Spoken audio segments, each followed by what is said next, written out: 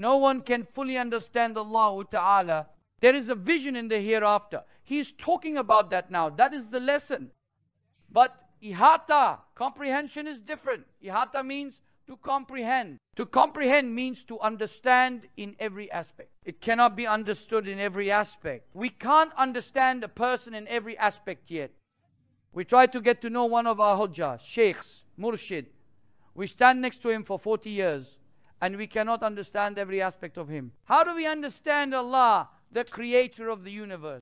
We cannot recognize him in his essence, in all his aspects. I mean, did we know the messenger of Allah?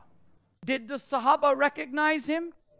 What Imam Busiri say, who in the world can realize the truth of Rasulullah, the truth of Muhammad, the truth of Ahmad? How is it conceivable that societies and tribes like us, who can only be comforted by seeing him in a dream, can understand his truth? One of the sheikhs said, did the companions understand Rasulullah? They couldn't understand. Did Hazrat Abu Bakr Siddiq understand? He said he couldn't understand it either. Hazrat Siddiq, the closest of the Messenger of Allah, even he cannot comprehend his truth. He cannot comprehend his knowledge. Look what he says about the knowledge given in Miraj. The knowledge of prophethood has been given to me, and he says, I cannot even explain it to Abu Bakr. If I tell him, he says he cannot comprehend it. We are talking with the Prophet. It's a human being. This is also a created being, the most honorable of all created beings. But how will Allah be fully understood? What is the evidence for this in the verse? Even though they know Allah in terms of knowledge, what cannot they do? They cannot comprehend Surah Taha verse 110. They cannot comprehend the essence of Allah in terms of knowledge. In other words, they cannot comprehend His essence in its entirety. But can they recognize it? They can recognize. What is recognition? It is what is called marifat. Marifat means knowing Allah. Those who know this are called Arifi Billah Awliya. If not, they wouldn't be called Arifi Billah, would they? So they are servants who can recognize Allah. First, the Zahiri sciences of the Sharia through the means of tasawwuf with its names, attributes, worships and scriptures. After that, Allah can be recognized by going through the spiritual stages of Batiniya, right?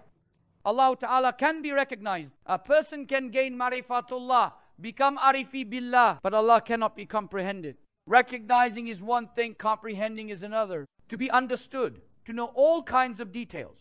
No one can know that. What does it even say in Ayat al-Kursi? They cannot comprehend a single thing of what Allah knows, let alone the essence of Allah and attributes of Allah, His knowledge, His information. Only if Mawla Murad teaches them as much as he wants, they will have limited knowledge to whom he wants. They can't comprehend the rest, he says. Therefore, how can we comprehend Allah? We cannot even comprehend His knowledge. We cannot even comprehend anything from His knowledge. He teaches us something as much as He wants. You will believe in Allah in the unseen. My Allah knows everything. Is He a scholar? He is a scholar. Is He Alamul Guyub? Yes. Is He judge? Is every work wise? Is everything He does right? Does He have to explain it to you? He does not. Use your mind too and you'll understand. At least you can say that there is a wisdom in this and obey your Allah. And as a result of this obedience, you win. Do we have Allah? Yes. Is its existence known? Can it be known? It is known. Is it recognizable? He is. Of course, it cannot be grasped. It cannot be comprehended. Its essence cannot be known. How will we know? We can't see the sun with our eyes yet. We can see the sun when it is just rising and we can see it at sunset. There are many planets, suns, moons, stars. That is what is like the sun, which is not normally a particle of Allah's creation. How many suns are there on the planet? There is a sun that seems to be close to us. Even if we look at it with our eyes and surround it like this, we cannot understand its width and height. So we are incapable of understanding a creature of Allah. Our eyes are watering, dazzled, we feel dizzy, we cannot look at the sky. If I look at the sky, I get dizzy immediately. I'm looking ahead like this. We can't look at the sky. Our skull cap falls off our heads. So what are you talking about? But there are. He understands this in the mind. It's known by the mind. God bless us.